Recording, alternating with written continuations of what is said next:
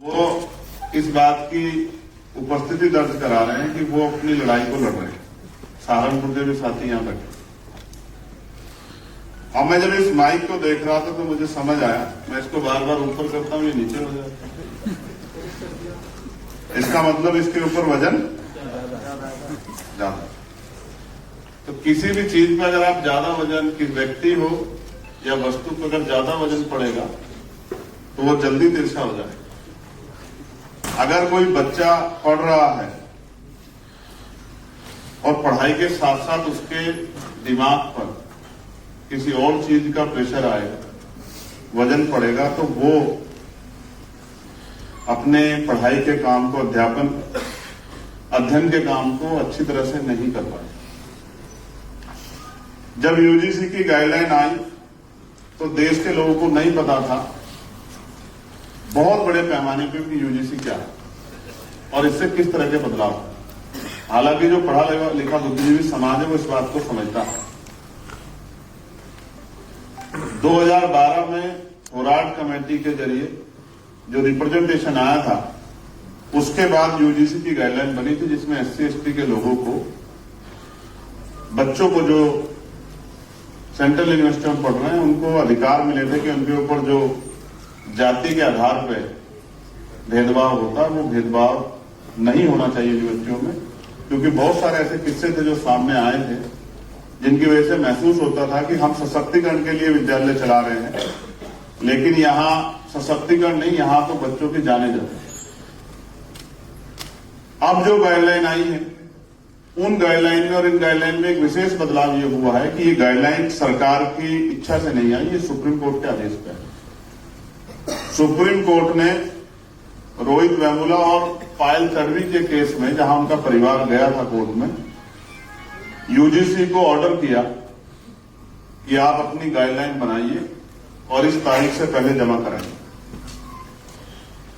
जब उन्होंने वो गाइडलाइन बना के जमा कराई तो उसमें एक नई चीज ये आई कि ओबीसी को भी, जिस बात को हम लंबे समय से कहते आ रहे थे, उस बात को उन्होंने पुख्ता कर दिया कि जो ओबीसी है, अन्य पिछड़ा वर्ग है, उसके साथ भी जाति के आधार पर भेदभाव होता है।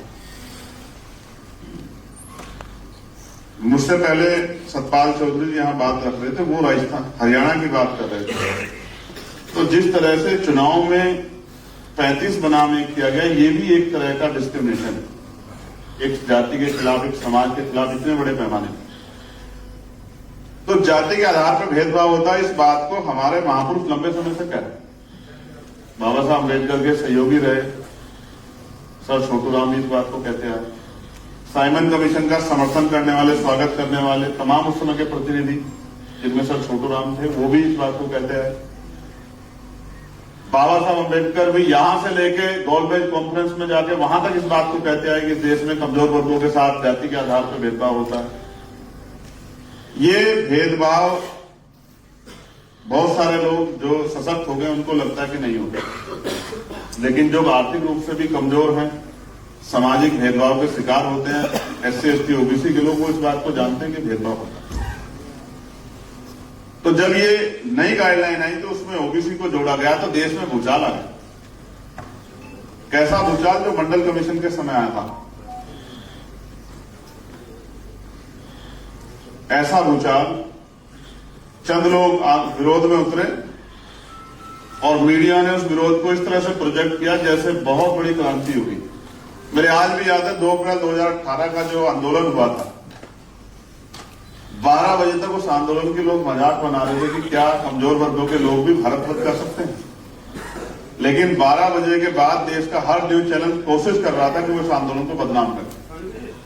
तो यहां चंद लोग विरोध करने आए और उस आंदोलन को इस तरह दिखाया गया कि 4 लोग खड़े हो जाते हैं तो टीवी मीडिया कवरेज करता है, डिबेट होती है, डिबेट में एक ही विचार के, एक ही टाइटल से जुड़े लोग बैठ के ये तय करते हैं कि भाई ये गलत हो रहा है, सही हो रहा है, और वो बताते हैं टकराव जैसी स्थिति हो रही। तो फिर मुझे मंडल कमीशन को पुनः पढ़ना पड़ा कि मंडल कमीशन के समय क्या हुआ।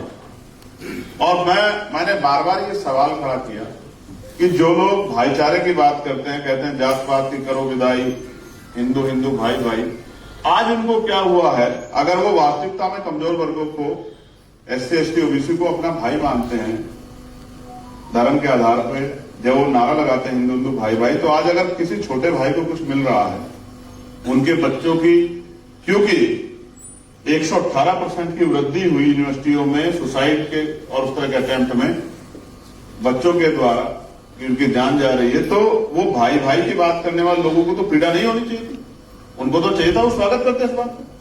भाई अगर मैं बहुजन समाज के लोगों को भाई कह रहा हूं, तो मैं पार्लियामेंट में ये भी कह रहा हूं कि पिछड़े वर्ग को पॉलिटिकल रिजर्वेशन मिलना चाहिए। अब अगले एक हफ्ते में देखना, मैं इस बात को बहुत जोर से उठाऊंगा, मैं मंचों से कह रहा हूं कि पिछड़े अति पिछड़े समाज को 27% मिला है, ये बढ़कर 52% होना चाहिए। हम लोग इस बात की मांग को उठा रहे, इससे हमें किसी बात की दिक्कत नहीं है। हम लोग जिनको बहुजन समाज कहते हैं, चाहे वो दलित हो, चाहे वो पिछड़े हो, आदिवासी हो, मुसलमान हो, जैन हो, सिख हो, वो तो हम सबके लिए आवाज उठा रहे हैं। अगर उनको कुछ मिलेगा तो हमें दिक्कत नहीं है, तो यही तो भाईचारा हुआ ना।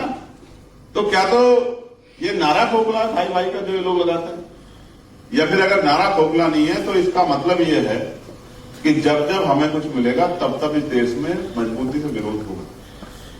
और विरोध तो हम लोग भी करते हैं अपने अधिकारों के लिए। किसान आंदोलन में कितना बड़ा विरोध था, 700 किसान शहीद हुए, लेकिन देखने दिखाने का चश्मा तो एक ही है, वो अपने चश्मे से दिखाते हैं। कभी वो कहते हैं कि फॉर्च्यूनर में किसान नहीं हो सकता, यही तो तर्क देते हैं ना, फॉर्च्यूनर चलाने वाला किसान नहीं हो सकता है, ट्रैक्टर वाला किसान नहीं हो सकता है, बड़े बंगले वाला किसान नहीं हो सकता है।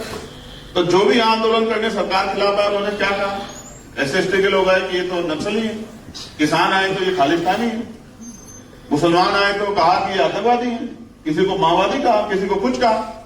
तो उनका काम तो मीडिया बड़ी आसानी से कर देती है, जो काम सरकार नहीं कर पाती वो मीडिया कर देती है टीवी डिबेट में बिठा। और उसी टीवी को देख के हमारे लोग प्रभावित होते हैं, उसी टीवी को देख के जज साहब का मन बदलता है। और इतने केसेज होने के बावजूद आपको सोचना चाहिए, इतने केसेज पेंडिंग पड़े हैं। मध्य प्रदेश का 17% का 27% का जो है पेंडिंग पड़ा है, 13% जो है वहां जो रिजर्व किया गया है, रोका गया है, वहां का वो पेंडिंग पड़ा हुआ है। लेकिन उस पेंडिंग को छोड़ के यहां जो है एक दिन पहले पीआर दाखिल होती है और अगले दिन उस पर स्टे हो जाता है, रोक लग जाती है। ये इस बात का उदाहरण है कि कमजोर वर्गों के पक्ष में न सरकारें खड़ी हैं। RLP के राष्ट्रीय अध्यक्ष भाई हनुमान बेनीवाल जी हमारे बीच पहुंचे, मैं सभासद होऊंगा कि